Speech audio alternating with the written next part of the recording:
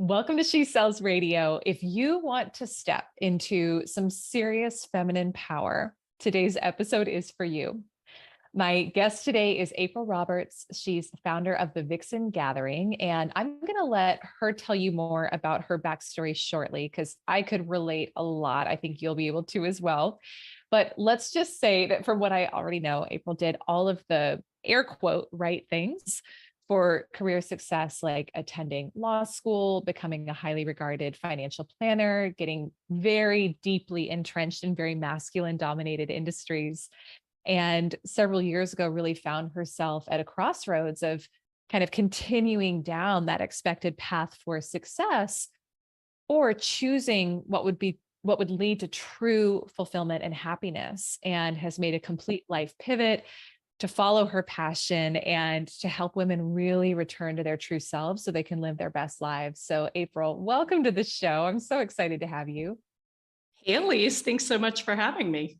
Well, in the pre-chat, you and I were talking about just how common our mission or how similar our missions are, but in different ways. And I want you to share kind of your journey, because I think so many women can relate to, I checked all the boxes, I got the degrees, I did the things, and yet it wasn't in alignment, right? So share a little bit more about your path starting off and leading up to this point and kind of what took you to that crossroads several years ago. Yeah, it's a great question. So one fascinating question for me is always what makes people step forward, right? Like I remember in high school, I would spend my Saturdays taking practice ACT exams because I knew I wanted to go to a good college. I mean, I Oh, could have been wow. out having a good time with my friends. And, so I don't know where it started, this drive to like really have the best and try to be the best at everything I did. But I Mm. mean, I remember it always being there. And so, yeah, I went off to Vanderbilt, and, then all my friends went and got great jobs. I went on to law school at Notre Dame. And I remember, even I wanted to get a degree, PhD in communications, because my goal was, okay, we have all these super smart people that can't communicate well, and I want to help them communicate their brilliant ideas to the world. But Mm. of course, my parents were paying for college, and in their opinion, that wasn't going to pay the bills like being a lawyer was, right? So Right. it's Mm. interesting to see how we get like shifted down certain paths when we're not completely certain with what we want. So I went on to Mm. law school, not knowing if I wanted to be a lawyer. And after 1 year, I was like, okay, I'm going to find a way to use all of this, because I mean, it is not easy in law school, even though Yeah. I had a good time. And, I did choose to balance my life in law school. I was not law review. I wasn't top of the class, but somehow I found myself getting a job with the top firm in Atlanta. Mm. And I went to work there. And, I loved everything intellectually about what I was doing. But sometimes when I realized like factually what was going on, it wasn't fulfilling my soul. So even Mm. though, here I had a job with the best team at the best law firm in Atlanta, and this is really everything I thought I wanted. And I realized that something was missing. But you realize, I just want to pause. In the process, you started to realize that. Was that because I know for me, Yep. I spent years numbing before I let myself realize that. So, but um, you were aware of it while Yeah, you were the there. first time I realized it was when I emailed a partner at 3 a.m. in the morning, and he was like second in the entire worldwide firm, and he responded back. And I Oh, was like, wow. I don't know if I want that to be my life when I'm 40 something. Oh my goodness. Yeah. Hmm. Yeah, so it was that. And, I mean, this was 2001 when I started practicing law. We had to dress Okay. a certain way. We still had to wear pantyhose. There was this big debate if Oh, we could I wear couldn't. open-toed shoes. Are you kidding me? Oh my, the pantyhose. I've never been able to wear pantyhose I just feel like my legs are suffocating for the life of me. I can't, that would have been it for me. Okay, keep going. No, it's so funny. So, I mean, I'm going to go what would down on a happen tangent. is on our team, if you were a young, fairly attractive female or just female, one by one, I felt the leader of the team was picking you off because he assumed you were going to get married, have a family, and be, of Ah, limited value, like you really weren't partnership track. So I wow. made it 2 years before I had that conversation. And I just immediately understood what was going on. And I had a new job within 2 weeks. I just knew I wasn't going to deal with that. So I moved to another firm where I was happy. In the meantime, I decided to get married to my then fiance, who was Mhm. Italian. Long story short, immigration is a real issue, even if you're marrying an American citizen. And we ended up Sure. moving to Italy. Oh, So interesting. kind of, Yeah. I didn't really choose that path. I mean, I did choose it for the best of my marriage and my husband. So I found myself in Italy where I couldn't practice law. They didn't recognize my law degree. And suddenly I was like, okay, how do I make myself valuable? Right? Because you'd Wow. always been valuable. So I just want to pause and kind of connect with that. Your Yeah. whole identity has been wrapped up in this role, in this achievement, and suddenly you literally can't do it. What was that like for you personally? Was that a big struggle?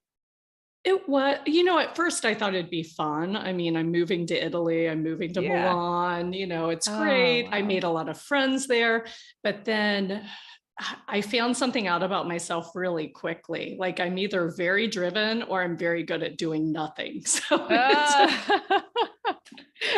Yeah, which is probably the first time in your life you'd had the opportunity to meet that part of yourself, right? yeah. If you'd been so driven forever and ever and ever. Yeah. So I found Yeah. myself reading a lot of books, learning how to cook Italian, looking for jobs, but not really looking for jobs because Yeah. I was so overwhelmed. I really didn't know what to do. And Mhm.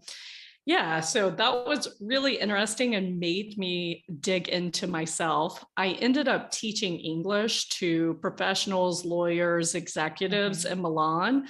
And so, yeah, that's where that track took me. Wow. Okay. So what happened from Milan? I mean, I would So still be there. I don't know. I know.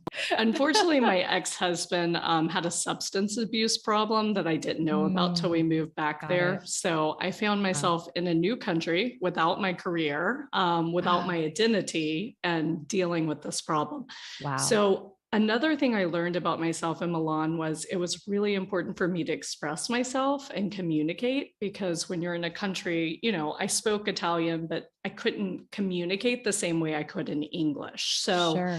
I understood how having those deep, meaningful conversations with people, like that was probably more a part of me than being a lawyer. So, Mm, I mean, I think you can relate. I know you've shared some parts of your life, but always when we're faced with challenges, I think it's when we learn who we really are. for sure. Yeah, for sure. Yeah. Yeah. So you obviously came back to the States, Yep. right? Yeah. Mhm. Ended up leaving the Italian husband in Italy after a couple of years of struggle, coming Yeah. back, practicing law. And then it was kind of funny. I moved to Mississippi, where I'm from originally, and I'm a city girl. So I was like, what am I doing back here? But, I'd sold everything, given up my career. I Mhm. kind of had to start again from scratch. And so I went to my parents' house and I was practicing law. And at night, I would go to my dad's financial seminars because he needed help. So I just thought it was Mm, fun to, greet people, seat yeah. them, set appointments for him. Like, I Yeah. love people. I was happy to be back in the US talking to people. And so I'm practicing law by day and doing this with my dad at night.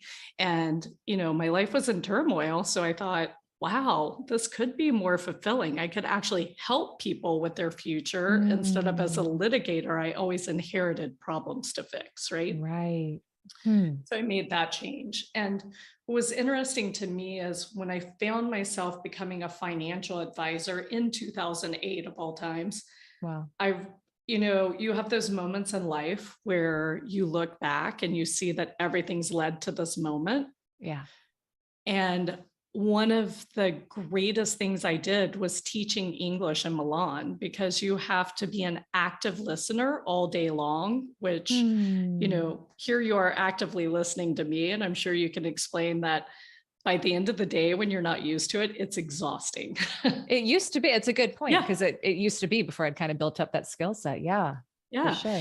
And it's a skill set to, to build up. And so I realized, and it was nice because this was a nice feminine energy I was bringing to my dad's financial practice. Looking back, I didn't realize that then. Sure.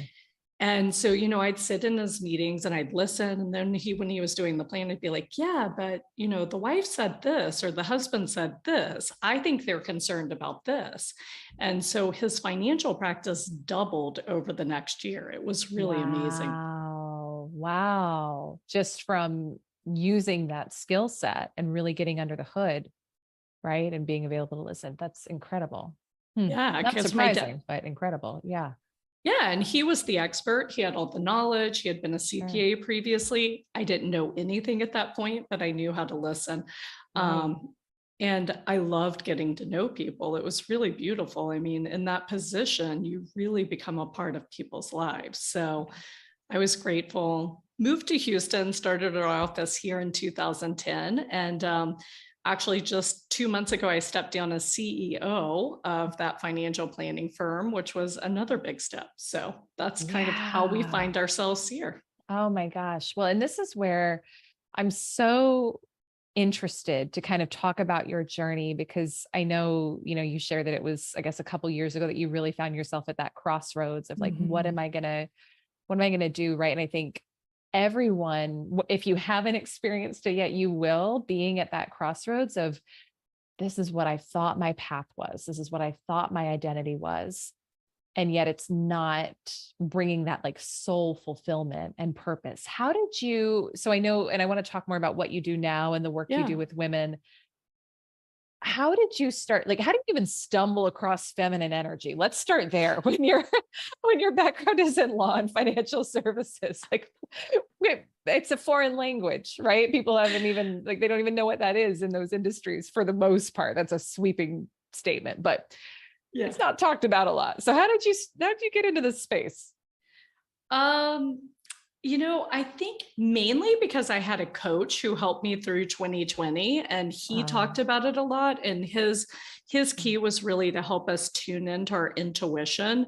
And I didn't realize that I was really good at tuning into my intuition, which made me a good lawyer and made me a good financial planner, right? And a good English teacher. But, I hadn't realized that. It's really interesting.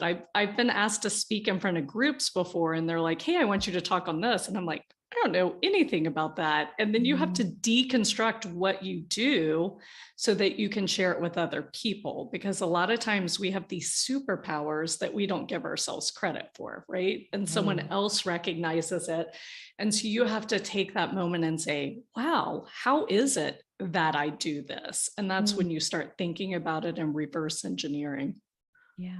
So, okay. So you kind of you started to come across it in the process of working with this coach under the umbrella of intuition. How did your life start to change as you learned about masculine versus feminine energy and you started integrating that into just your way of being in the world?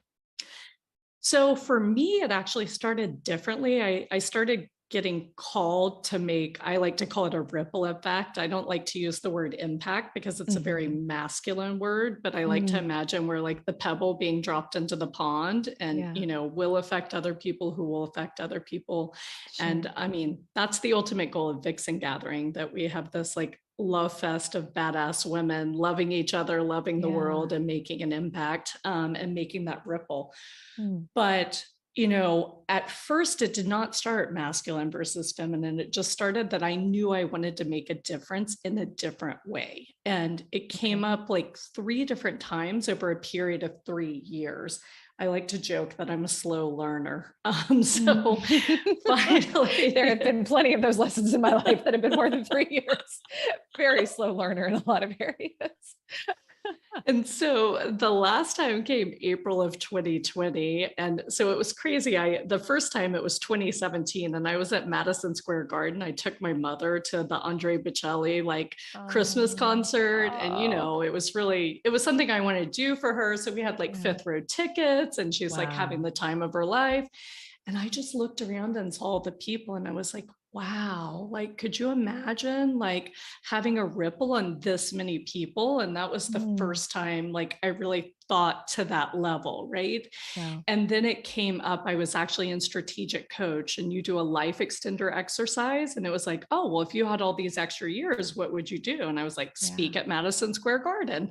Ah, And that huh. was probably 2019 and then 2020. So imagine it was April of 2020. We know what the Yeah. world was like then. I already Mhm. had one company I'm managing and trying to keep afloat, keep my employees employed. You know, Yeah. it's also a financial crisis. We do financial advising. And I was reading a book, You Are the One by Kute Blackstone. And the first Mm, chapter said, you know, no one's coming to save you. yeah. Like it's up to Yeah. you. And I was like, okay. And then his dream was to come to the US and speak at Madison Square Garden. So Oh, wow. I was Oh, I like, got chills. all right, that's the third tap. I got it. So I had no idea what I was going to do. I just knew I was being called to do something different. And Mm, so I started asking for things, and asking for things was not something I was good at prior to 2020. I think we all mm, had a lesson in it in yeah. 2020. Yeah. Um, and so, you know, I just started telling people, hey, I really, you know, I mean, here I am thinking I want to be a keynote speaker, and we're in the middle of a pandemic with everything shut down, right? I The had vision doesn't no always idea. make sense when it comes, but that's part of the process, right? Yeah, so I started asking people, hey, do you know anyone who can help me do this? Do you know anyone who Mm, can help me do this? And I started getting set up on Zoom calls. And I found myself talking to a lot of other women in the same position as me around the country. okay. And the conversation was like, wow, you know, I thought I was successful. I thought I was part of the boys club. And to me, I thought I had arrived. And suddenly 2020 like Mm, tore that narrative apart. yeah. And so we all were like, okay, what's my identity now? And what do I do? And so to begin, I didn't understand I was only going to work with women. It just kind of led there through the conversations I was having. Mhm. And I realized, you know, here I have all of these women that I'm speaking with who want to make a difference. They want to change their lives and they want to go into transformation. And I'm someone who thrives on change and transformation. Yeah. So I just started thinking, how can I help guide this transformation, really facilitate it? Like, Mm, I don't know about mhm. you, but I hate the name coach. Like, I'm not an Yeah. expert, right? I'm on the journey along with you. Mm, It's just that maybe I've given it more thought than you have. And mhm. so I can facilitate this conversation to help you find your truth. And for Mm. me, that's what coaching is. Got it. Got it. No, that makes a ton of sense. And then from that, share a moment. We're going to give you time at the end to tell people where they can Yeah. connect with you. But I think I love the name Vixen Gathering. I think it's also so unique coming from your background. I know you and I Mhm. were, again, we were talking in the pre-chat about like when you go into a financial services firm and what you really want to teach is like feminine energy, but that's not necessarily the language that you're going to use in there. How do you navigate that? And I love how bold it is. I mean, Vixen Gathering, I just think it's awesome. So Thank how you. did that, how did that name come about? So I have to give credit. I was working with someone to help me come up with a logo. Yeah. And actually, a gentleman came up with the name, but the Oh, Vixen good for Gathering. him. Good for But the him. Yeah. thinking behind it is the vixen is the female fox, and the female fox is actually more attractive than the male fox, which is not the case with most species of animals. Like most species, the Mm, male is more attractive and attracts the female. And then right. if you just read like characteristics of a vixen, it's really unique and interesting. And then another part was I thought it was playful because we all need to be a little more playful, I think, in our Yeah. lives. Like we get Yeah. responsibility piled on us and we forget just to like have fun and be playful. And the third thing was I actually wanted women to reclaim their sexuality. I mean, you know, Mm. first thing my trademark attorney told me was like, you know, there's a porn company called this. And I was like, exactly, we're taking the name back. Thanks. Mm, yeah. Yeah. Gosh. So, so needed, so important. I want to speak with you for a moment about, we're not going to go super deep just for time, but Mhm. I want to speak to how a woman can tune in more to her feminine energy if she has not really explored it before. I know a lot of the women, at least by the time they come into our programs and I'm working with them directly, a lot of them have been Mhm. in such masculine energy for so long, they often don't even know it. Mhm. So they're kind of like, where do I start? Right. So what would you say to a woman who hasn't thought about this much before, but something in it is speaking to her? Yeah, it's interesting you asked that. I've started doing Vixen happy hours with business women. And when we talk about, Mm, they're like, what's this feminine energy? Can you tell me more about this? So yeah. it's really Yeah. fun. But I think if you feel tired, if you don't feel excited about going into work, like if you have signs of burnout, it probably means you're operating in your masculine energy. Mm, And then other things that have come up with clients of mine are, especially working at home. A lot of people are working at home. And I'll bring up this idea of transitioning. And they're like, oh, yes, it's so hard to go be a wife or a mother because, it's just on the other side of that door right there. Right. right. So Mm, all this energy is at home. I think before it was easier because you'd go from the office to yeah. home and you do something on the way and you transition. And so I think people are conceptually understanding the difficulty. They just don't call it masculine and feminine energy. Yeah. That makes a ton of sense. That makes a ton of sense. Yeah. And I Go ahead. think when you're in your feminine, you're flowing. I mean, people Mhm. want to talk to you, right? Mhm, Like I like to mhm. see you become more attractive. I mean, I Yeah. laugh because when I'm on vacation, I just notice like men running to open the door or just men and women wanting to chat with you. But how do you Yeah. feel when you're relaxed and you're just receiving from people? That's your Mm, feminine energy. And that's when you're calling people into you, which is what we do in our feminine energy. yeah. And so the Yeah. thought is, you don't have to do that just when you're playing a role that's traditionally female. Why can't you do that at work as well? Because, feminine superpowers are communication, collaboration, Mhm. listening, receiving, holding space for people, having a deeper Yeah. conversation. And these are all things the world needs now, which is why I think it's so important. For sure. What's like one thing a woman could do on a daily or regular basis to really tap into her magnetism and into more of that natural Mhm. feminine energy when she's kind of just in the day to day? I think number one is awareness. As you know, Mhm. like that's 50% of the battle.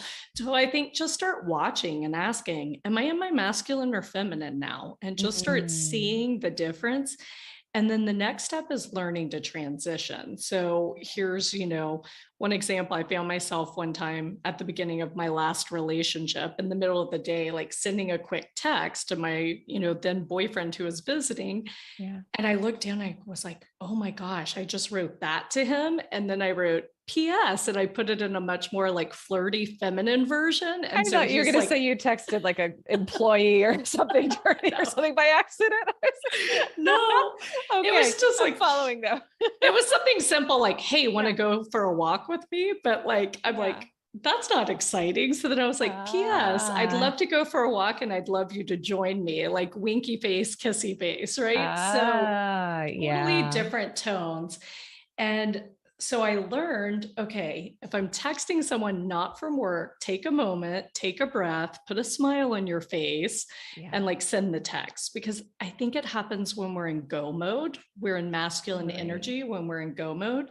So how can you stop? I challenge our advisors, hey, 10 minutes before you go in with a client, don't do anything else. Go meditate, pray, whatever you do, and Mm, just focus on the person you're about to meet with and how you can make a difference for them. love that so much. Yeah. And, that's going into feminine energy. Men can do it as well. There are certain financial meetings that need feminine energy, like getting to know a new prospective client, guiding them on life decisions. There's part of the work that's masculine, the analysis, numbers, etc. Yeah.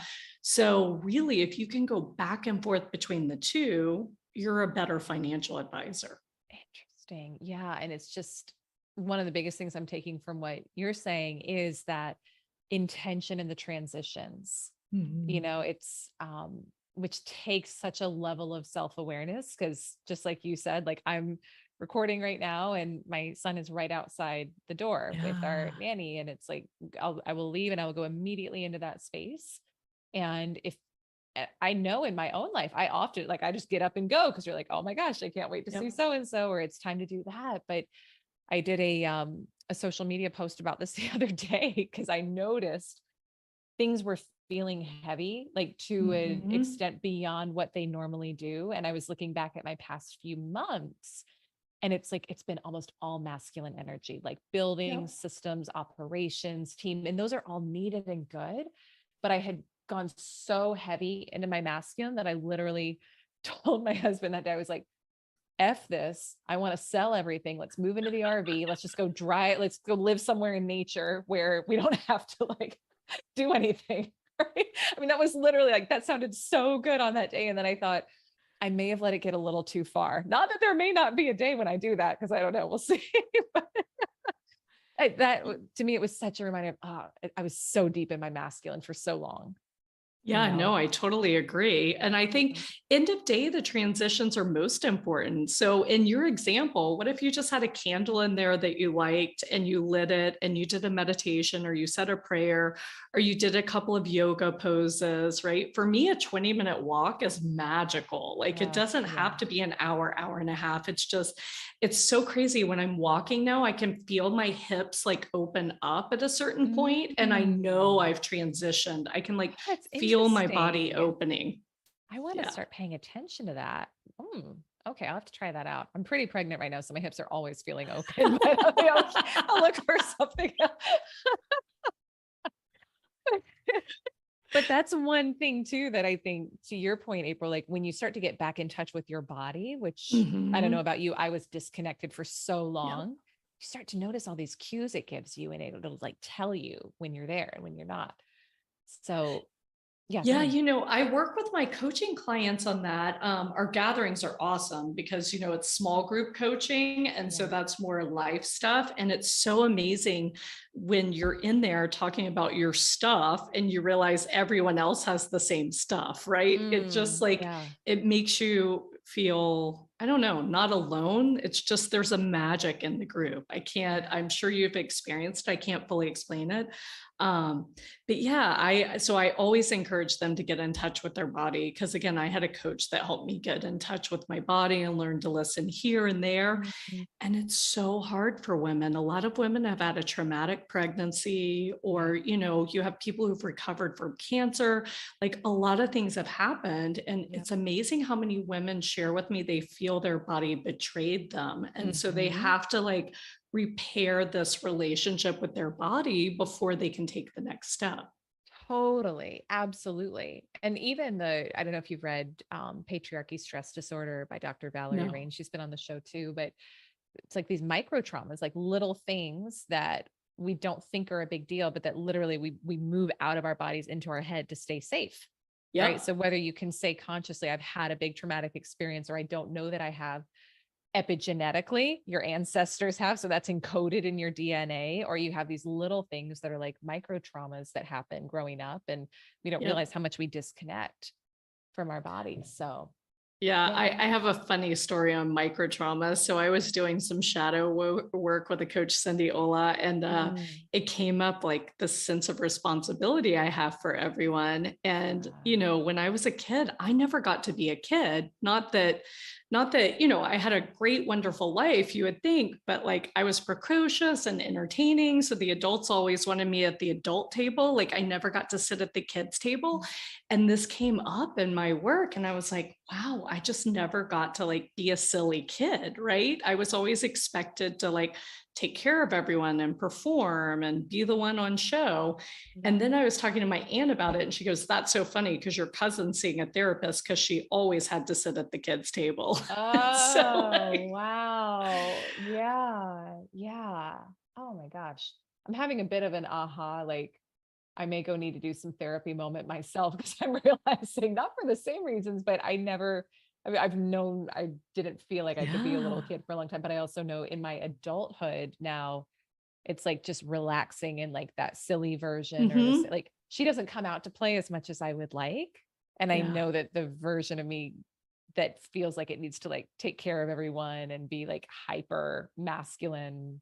I don't know. She likes to come out and play a lot. So side note, we're not going to make this a therapy session for Elise, but it's just interesting when when you start to realize these things, right? And you do the Mhm. work like you do. So So like yeah. a small challenge for you is just do something every day. When I'm at my financial planning firm, we have the candy for the clients and it's like little Hershey's. So I'll go grab one chocolate a day. And that's my moment to remind myself like, okay, I don't have to be so serious. I don't have to eat Yeah. carb free all the time and this Right. and that. Like I just take this moment to like, I like to tease people, put a little bit of pure pleasure in your day, and sometimes that's it. And when you schedule your week, make sure you have pleasure scheduled into your week. For sure. Yeah. And we can all definitely schedule chocolate. Like I know that I can make time for chocolate every day. So, I want to take a moment on one other thing before we talk about where people can connect and find out about, everything you're doing, April. I know one of the things that you're really passionate about teaching women is around self-love. And I know I want to acknowledge, I know at least this is maybe my perception. So I'm just Mhm. going to say it from my frame of mind. I used to really dismiss anytime somebody said, "Oh, this is going to be a conversation about self-love," because I'd be like, like it just seemed like such a soft topic. And I will say, I just had a birthday a couple of weeks ago, and I really set the intention that this year it's about two things. It's about freedom and it's about self-love. And that is now, it took me a long time to like really make this a big priority in my life, but it is now. And I want to hear your take on it and the kind of your own journey around that. And we'll take it from there. But I want to open up for a conversation about that. Yeah, I love talking about self-love. So, one, I think it's one of the hardest concepts for women to grasp and implement in their life. Like, I mean, I still work on it on a daily basis. Yeah. And two, I think it's possibly the most important for them to implement. So, Yeah. and the reason is this, we should be receiving as women. Like, if you imagine this beautiful circle of like giving and receiving, it should be a full circle. I even do a meditation imagining like hula hoops around me of energy where I'm like giving and receiving. Yeah. Because I mean, think back to sometime you tried to give something to someone and they were like, nope, don't want it. Thank you. And it doesn't Yeah. make you feel good, right? Right. So many times as women, because we're so worried about taking care of everyone else, we stop that energy flow. And that's not good for the person giving. And it's not good for us not to receive. So the first thing women can do is start saying, I tease my clients, next time you get a compliment or someone offers something in your head, you go, hell yes. Like that may not I be like what you it. say outside, but we Yeah. have to train ourselves to do that. But if you're not filling up your cup, how can you be the best mother? How can you be the best wife? How can you be the best coach, right? And if you're depleted, you don't have as much to give to people and it's not authentic. And that's why I say, if we think about women loving ourselves and loving each other, what a great ripple effect that would be, because we know that women want to take care of everyone and give to everyone. Like that's a given, right? That's not the problem. The problem is receiving and loving ourselves. And if we fill that up, think how much more we can give. Absolutely. How do we do that? I mean, this is where like how do Mhm. you know that you're living in self-love with yourself? I Yeah. don't know if that question is clear, but maybe you know what I mean by it if you can decipher it a bit. Like how do we know when we're there? Well, if you're having what I call dirty talk in your head, then you're not there, meaning constantly, beating yourself up. Oh, I could do this, I could do Yeah. that. So if you feel exhausted, like you have nothing else to give, then you're definitely not in self love. I've read multiple articles in the last few years about Gen X women and how they're absolutely depleted on sleep. And part of it is this giving, giving, giving, and not receiving and not loving. So, what's interesting is before you can love yourself, you have to forgive yourself. So, you have to practice self forgiveness. And it's amazing the things that start releasing, and then you can start filling yourself with love. So every day in my meditation, I just repeat 3 times, like with my hands on my heart, I forgive myself, I love myself, I accept myself. And, for months, nothing really happened. Like I did this every Yeah. day. I've been doing this since January. And Hmm. then suddenly, I think around April, like something just changed and I felt it starting to fill up. Wow. And then I think just focusing on unconditional love. I mean, think about if you're loving everyone else, imagine yourself as your child or your coaching client or whatever. I mean, I just recently went through a breakup. It was my choice, it was based on my core values, etc. But you get your heart broken. You're Sure. raw. You have to Yeah. cry, you have to grieve, right? And I just remember in making that decision, I was like, okay, if I was my coaching client, what would I tell myself? Because again, it's Yeah. not giving advice, it's asking. And when I went through my core values, I realized I wasn't being true to myself in this relationship, even though it seemed amazing and wonderful. And I was with this amazing person, and to the world, it looked great. And Yeah. so, I just thought, gosh, what if I was someone I loved or cared about? What advice would I give myself? And Mm. so I think if women can start to do that, I don't know. I think that's the beginning. For me, it started at a Tony Robbins thing where he told Mm. us to imagine ourselves as a baby in a meditation, like we were rocking ourselves. Oh gosh. I know, I was I bawling. bawl. Yeah. Like I couldn't stop. I was just like, oh, why don't I love myself? Oh, Like, and yeah. so, Oh, that was 2013 and I'm still on the journey. It's like one of the yeah. most difficult things we'll do, but I think it's what we're on earth to learn Yeah. personally. I was working last year with a shaman and and I don't know, it's like, maybe this is everyone's journey. When I asked her about kind of like my life journey, she was like, it's very much self-love. And I was like, really? Is that? Yeah. But maybe it's literally because it's everyone. I don't know. I think we all get to kind of have our own paths, but I completely agree with you. I've not met one person who feels like they have it figured out in that area. No. So, and I appreciate what you're saying too about keeping up with the practice until it clicked, Mhm. because we can tend to dismiss something if we don't get an instant result. So yeah, oh, that's beautiful. Yeah, go ahead. What were you going to say? No, I was going to say, I agree. And, being an entrepreneur, I don't know if you're familiar with the Colby, but I'm like a 9 quick Mhm. start, which means I want everything Yes. yesterday. Same. and so, Yes. and so, especially for us women who are running companies, entrepreneurial minded, creative minded, like it's very hard. The process is very hard. But I Yes. mean, the process is the beginning of self-love and change. So we have to like Mhm. find a way to stick to it. Yeah, absolutely. Absolutely. This was so fun. This was so powerful. April, I know women are going to want to connect with you and find out more about what you're doing and how they can get involved. So will you take a moment and share a little bit more about that? Yeah, thanks, Elise. Absolutely. So our website is vixengathering.com. It's VIXEN gathering.com. And on there, I do one-on-one coaching. We have our small group gatherings, which I mentioned is just magical. It starts with a values gathering, which is defining your own personal values so you can make better decisions.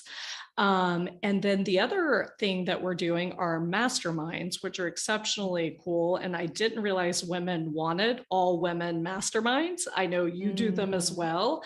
yeah. So it's constantly amazing to me that this is something they really want, the safe space. And I have to say the mastermind might be my favorite because there we're working on our consciousness, our relationships, and our leadership in all aspects of life. And the idea of a mastermind is, to emotionally, mentally, physically, and spiritually all rise together. And so that's just a really unique experience. We started one in Houston that's local. And then I'm also in February launching an international version for CEOs and business owners. So really looking forward to that. So exciting and so needed. So needed as a member of a mastermind and a facilitator as well. It's like, it's one of the best things you can do for yourself. So we'll Awesome. link everything in the show notes. April, thank you again for your for sharing your story and just for making the personal choices in your life that you did to lead so consciously to be an example for others. So appreciate you. Thank you, Elise. Thank you so much for having me today. And as always, it was beautiful and wonderful speaking with you. Absolutely. Absolutely. So to you, my listener, go connect with April, check out all things Vixen Gathering. I'm so excited about it. And I just want to thank you for tuning in to today's episode and remind you that if you are a woman looking to break through your first six figures, you can head over to elisearcher.com/10K club to learn more about our signature program to help you do that.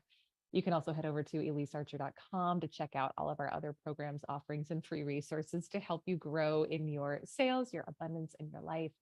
Thank you, as always, for being a part of the She Sells community, and I'll see you on our next episode. Bye for now.